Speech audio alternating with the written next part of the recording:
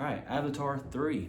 My goal with this review was to get it out on Friday, which when the movie came out was to, or at least Saturday morning, something like that, to get it out as quickly as possible. But I actually enjoyed this movie. And if you didn't see my video on the previous Avatar movie, I actually was not the biggest fan of Avatar 2.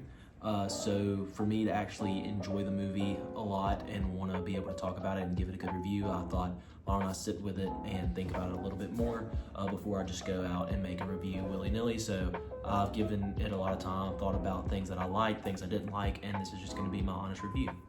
My name's Caleb Griffin. Welcome to Next Topic Media. If you're new here, welcome. If you are not new here, we appreciate you waiting a long time for us to start making content again, but we're here, we're back making content, and just to pay homage to what used to be at Next Topic Media, I will be using the Peach Crisp scale to rank this movie. If you don't know what that scale is, I'll throw up a picture of it, but also go watch some Peach Crisp videos from previous movies. Maybe there's one that you forgot that you watched 3-4 years ago and you want to reminisce on it, so go check it out. But Avatar, let's go ahead and get into it. First is the plot. I gave the plot a 16 out of 25. Now, I will say my biggest gripe with Avatar movies in the past has always been the plot, just because the plot seems so mediocre and basic, but we kind of ignore it because of how beautiful the movie looks and how good the action is and kind of how unique the world itself is. But the plot itself is really just kind of a mediocre plot.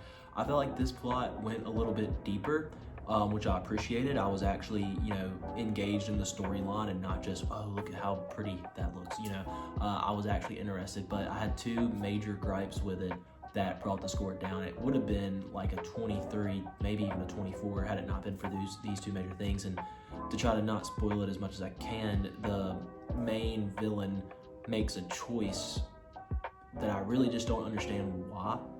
Here, I'll just say a spoiler alert so I can explain. The main bad guy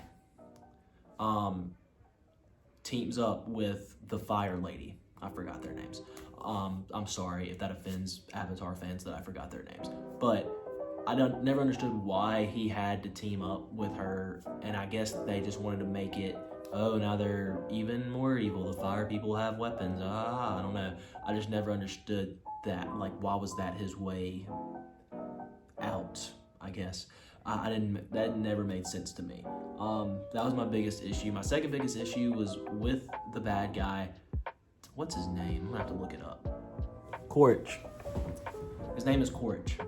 What it seems that they're doing with his character is very similar to what they did with Darth Vader, where they're basically trying to make it seem like he's this really big bad guy, but they see a little bit of good in him, so they're going to try to change him to be on their side with the Na'vi people, and they're already planting the seeds for that. Like, you can see it all throughout the movie and everything, and it's just going to be really dumb when they do that.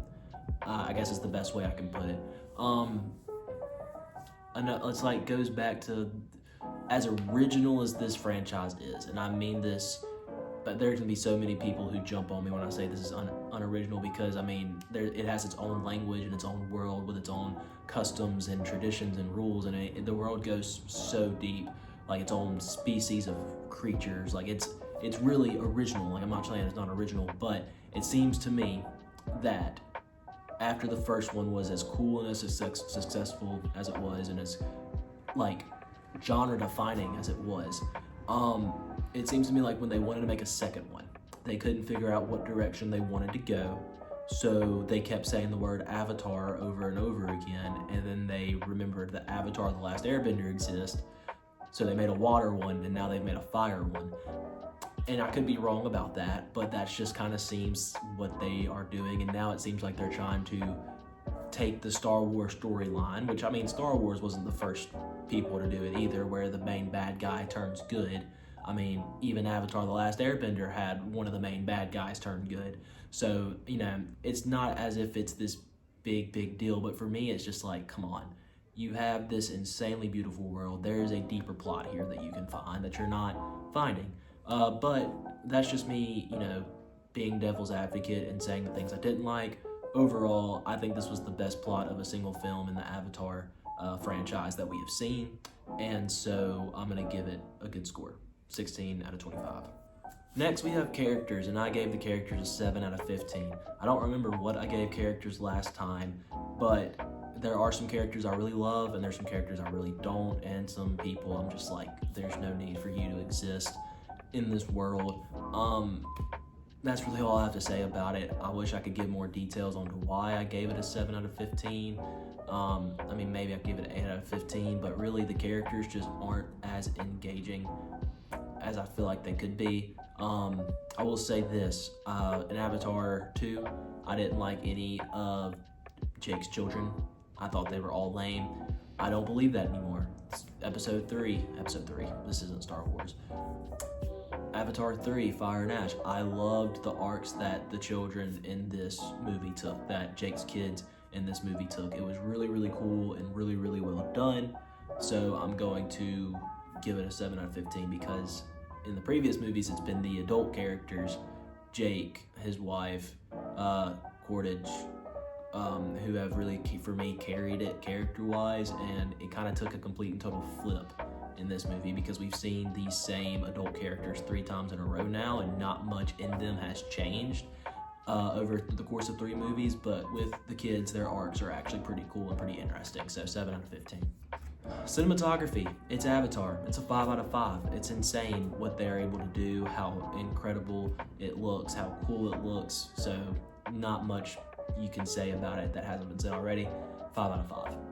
Enjoyment, I'm going to give enjoyment 18 out of 25 here, and the only reason it goes outside of the 20s is because the length of the movie is over 3 hours, and I'm not a big long screen time hater. I think a movie could be 4 hours long if it's worthy of being 4 hours long. If you can keep me engaged for 4 hours, have a 4-hour movie, right? There are movies that have been 3.5 hours long that I've loved every second of, and there's been movies that have been an hour and a half long that I've hated every second of. If the movie's worth its runtime, I'm okay with a long runtime. I don't think this movie quite was. It was close, but you could really feel it at the last probably 45 minutes of the movie where you're like, okay, this doesn't need to be as drawn out as it is. I think the movie should have been 2 hours, 45 minutes max, and it went to like 3:17, I want to say. But not too big of a deal. That's pretty much the only thing that took away from my enjoyment, and then just a couple little things here and there. Effects, 5 out of 5. It's Avatar. Acting, I gave a 5 out of 5. Last movie, like I said, it was the kid characters that really kind of brought it down for me. I didn't think they acted well at all. Spider in particular, I was just not a fan of in Way of the Water, and this movie kind of flipped that for me. I thought they did a phenomenal job, Spider included.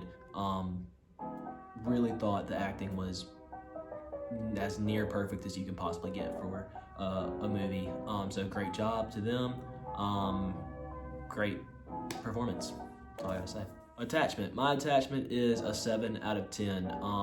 Really, probably could be higher, but the one scene where you're really supposed to be attached and you're supposed to be like scared, like, oh my gosh, is he gonna die? Oh my gosh, you're not. Or at least I wasn't. Some people might have been. I think I went and saw this movie with my girlfriend and she looked like she was about to cry. So she probably was very attached. Me personally, I wasn't that attached. I didn't really feel what I was supposed to feel in that moment. And yeah, 7 out of 10. The finale is also a 7 out of 10. I give it a 7 out of 10 because for an individual movie finale, it wasn't great, but for what it could lead to, I'm actually very excited. I was not excited for Avatar 3 after Way of the Water. I didn't like the direction that it was going, but this movie was very good and I really enjoyed it, and now I'm actually excited for Avatar 4, so that's good. And that brings the total score to 70 out of 100. We can make that 7 out of 10 if you want to. I rate the movie at a 7 out of 10, 70 out of 100, which is, I'd have to go back and revisit the first Avatar. It's definitely better, in my opinion, than Way of the Water. I really enjoyed this movie. I was very happy that I went and saw it. I'd go watch it again. If a friend said, hey, do you want to go see Avatar? I would say yes, because I enjoyed the movie and I would want to watch it again. My name is Caleb. See you guys in the next video. Subscribe if you haven't. Go check out some of our other videos from years past and let us know what type of videos you want to see us make. If they're movie reviews, if they're brain surge videos, if they're whatever. We'd love to hear from you guys, and Merry Christmas.